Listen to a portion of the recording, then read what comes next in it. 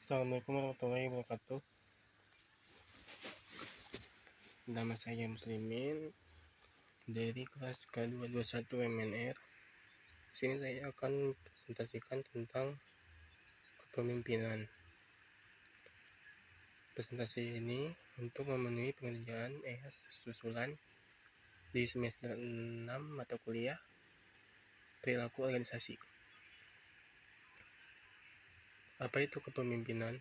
Menurut Kamus Besar Bahasa Indonesia, pengertian kepemimpinan adalah perihal pemimpin atau cara memimpin.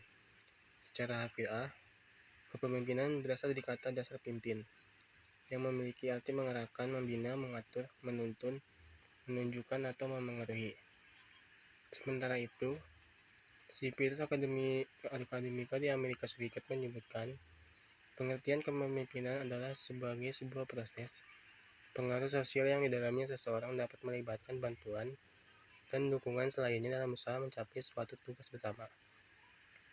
Menurut William G. Scott, pengertian kepemimpinan adalah proses mempengaruhi kegiatan yang diselenggarakan dalam kelompok, dalam upaya mereka untuk mencapai tujuan yang ditetapkan.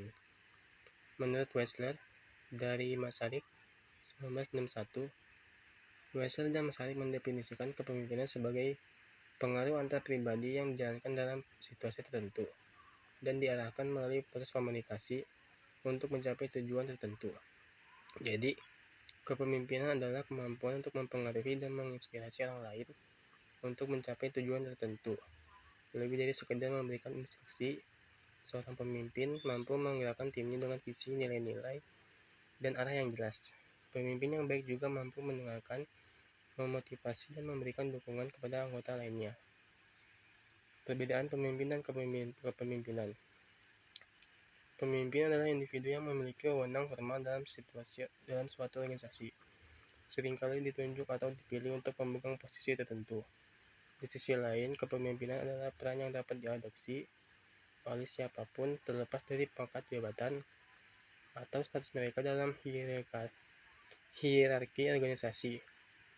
Artinya, pemimpin mungkin saja diangkat atau dilantik, tetapi kepemimpinan sebenarnya adalah atribut yang dapat dikembangkan dan dimiliki oleh individu melalui pengalaman, pembelajaran, dan pengembangan pribadi. Sehingga seorang pemimpin belum tentu memiliki jiwa kepemimpinan, namun seorang dengan jiwa kepemimpinan yang tinggi akan diakui sebagai seorang pemimpin di antara kelompoknya. Apa tujuan kepemimpinan? Tujuan utama kepemimpinan adalah mencapai visi dan tujuan organisasi. Namun, kepemimpinan juga memiliki aspek-aspek lain, seperti mengembangkan tim, meningkatkan motivasi, dan menciptakan lingkungan kerja yang produktif.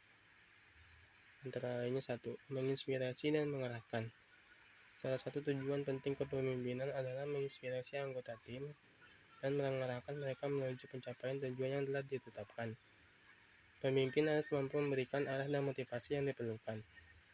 2. Menghadapi perubahan. Dalam lingkungan bisnis yang dinamis, pemimpin harus mampu mengelola perubahan ini. Ini termasuk merencanakan dan mengimplementasikan perubahan yang diperlukan untuk menjawab tantangan dan peluang baru. 3. Pengembangan tim. Kepemimpinan juga berperan dalam mengembangkan potensi anggota tim. Pemimpin harus memberikan pelatihan, dukungan, dan kesempatan bagi anggota tim untuk tumbuh dan berkembang. 4. Meningkatkan produktivitas. Seorang pemimpin yang efektif akan berusaha menciptakan lingkungan kerja yang produktif.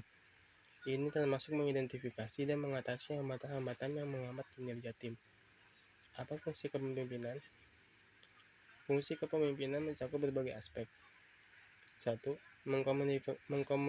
Mengkomunikasikan visi. Salah satu peran utama seorang pemimpin adalah mengkomunikasikan visi dan tujuan organisasi kepada seluruh tim. 2. Pengambilan keputusan. Pemimpin seringkali harus membuat keputusan yang penting untuk organisasi. Ini mencakup mengidentifikasi masalah, mengumpulkan informasi yang diperlukan, dan memilih tindakan yang tepat. 3. Pengorganisasian. Fungsi penting lainnya adalah mengatur sumber daya, tugas, dan tanggung jawab dalam organisasi. Pemimpin harus merencanakan, mengkoordinasikan, dan mengawasi aktivitas tim agar mencapai tujuan dengan efisien. 4. Mengukur kinerja.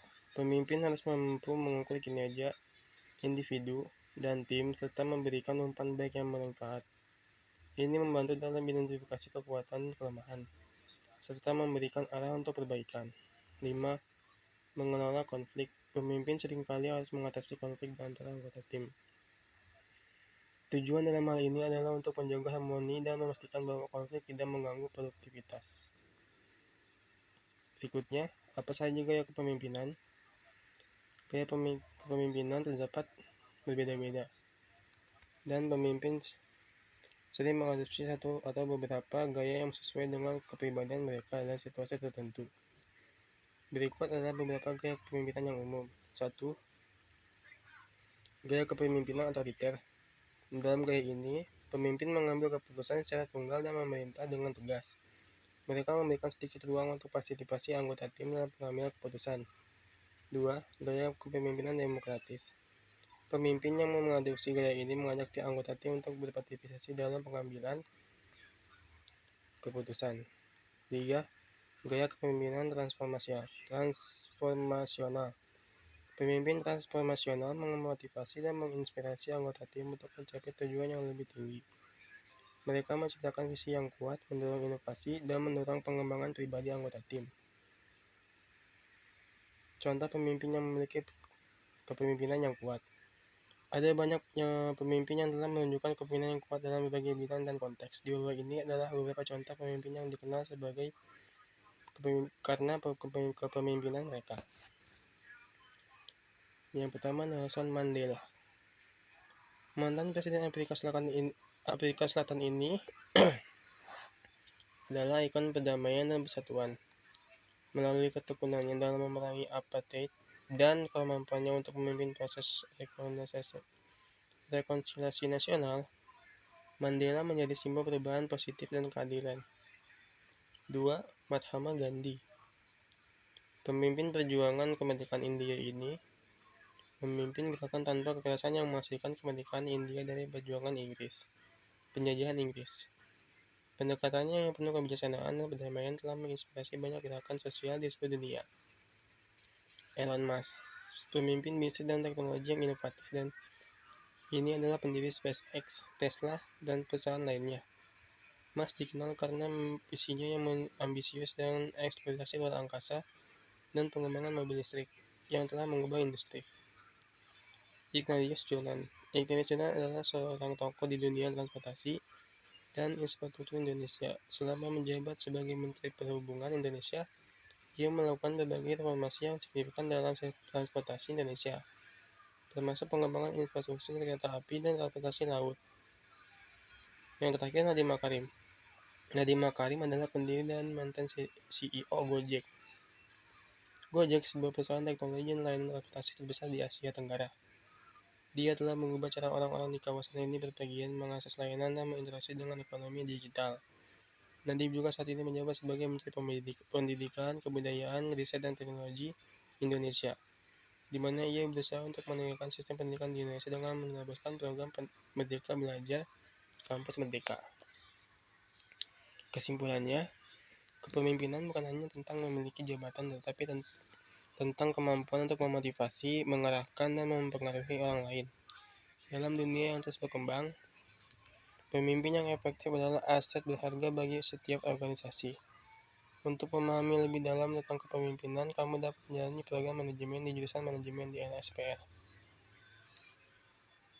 Sekian presentasi dari saya tentang kepemimpinan, dari mulai pengertian, jenis-jenis, perbedaan, dan contoh pemimpin yang memiliki kepemimpinan yang kuat, serta gaya-gaya kepemimpinan, dan juga ditutup dengan kesimpulan. Kurang lebihnya mohon maaf. Assalamualaikum warahmatullahi wabarakatuh.